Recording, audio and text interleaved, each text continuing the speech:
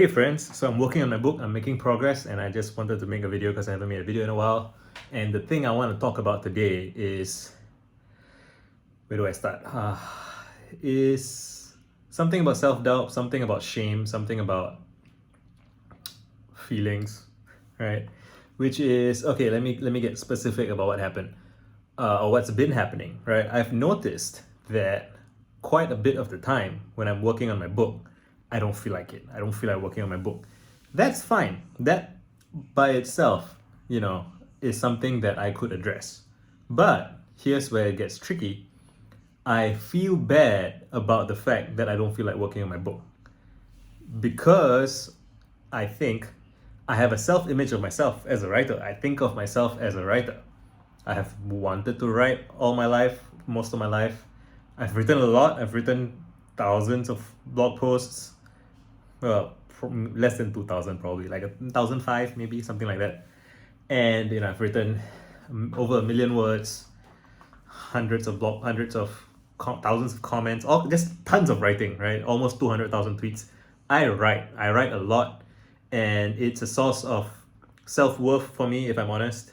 It's a part of my identity, and that conflicts with the experience of I don't feel like writing.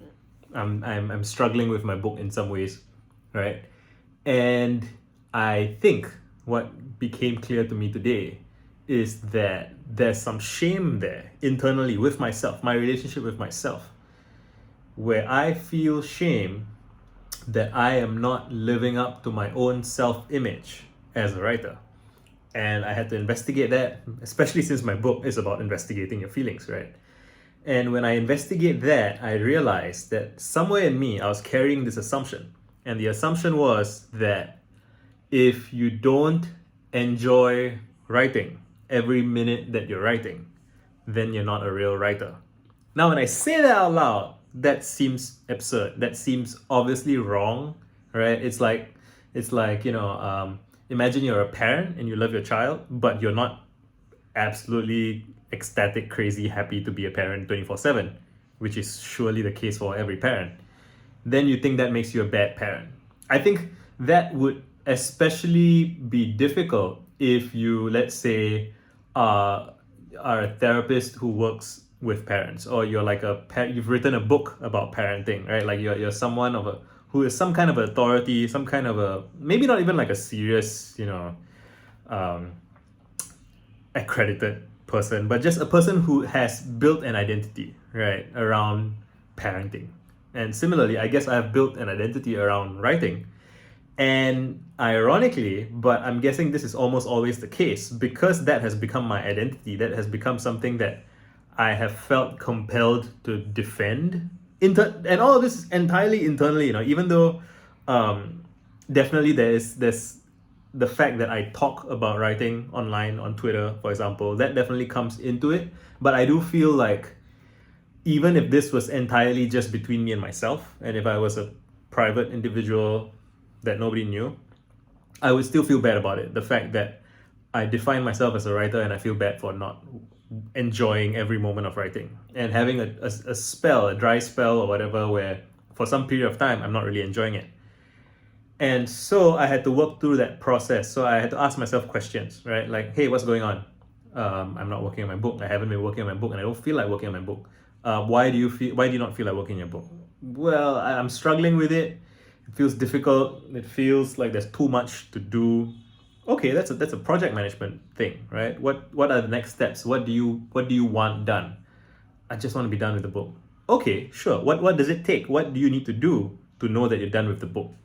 And at some point, I found myself thinking, oh, it has to be perfect. I'm like, really? You know that no book is perfect. George Orwell said that every book is a failure.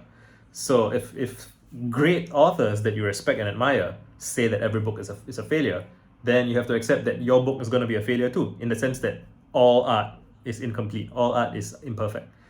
Okay, so if you can accept that, fine, my book is a failure, it will be a failure, in that it will not live up to my perfect ideals. Sure. I still want to ship it, right? Do you want to ship it? Yes, I do want to ship it. Okay, what do you have to do to get it shipped? Well, it has to be complete at a minimum, right? At a minimum, it has to be a completed book. Cool. What does a completed book mean? Well, it has to have an overarching structure that makes sense. Yes, we have that. That's great. Every chapter has to be complete. Cool. What does that mean? What does it mean for a chapter to be complete? Well, in the current book that I'm working on, I want every chapter to have like 4 sections. There has to be a story about what, like some micro story about what the chapter is about, examples of what people struggle with and what they can do about those struggles, and then a recap to kind of capture the vibe of the whole thing. Is that done? No, it's not done. It's mostly done, but it's like 60 to 70% done. So okay, cool. What's stopping the final 30% from being done? Well, honestly, it's that I'm constantly thinking about what's next, which is that once I'm done with the current 30%, I will then likely have some additional new structural concerns. Like the structure is pretty good, but I feel like it could be better. Like, hold up, wait a minute, right? Earlier you said, the book's not going to be perfect and that you just want it minimally done. Like there's some sense of what done is, and there's 30% more to go that you can do, but you're not doing it because you're thinking about what's next. That's true. Okay. Can we complete the 30% first and then think about what comes next? Next? Yes, we can do that. And then I feel relief. I feel like, oh shit, that's what I have to do. So and the cool thing is, I weaved the thing that I just said. I wrote it out first. I typed it out with myself back and forth, having this conversation with myself, and I'm integrating that into one of the sections of the book because that's what the book's about. This process, and this is real because I actually just went through it, and that feels good. And so now I have to do the remaining 30%, and then I get the privilege of facing the next struggle. And I just wanted to record a video of that and share that with people in case it's helpful. Let me know if that was helpful. I hope that was helpful. It was helpful to me. That's what counts. Done.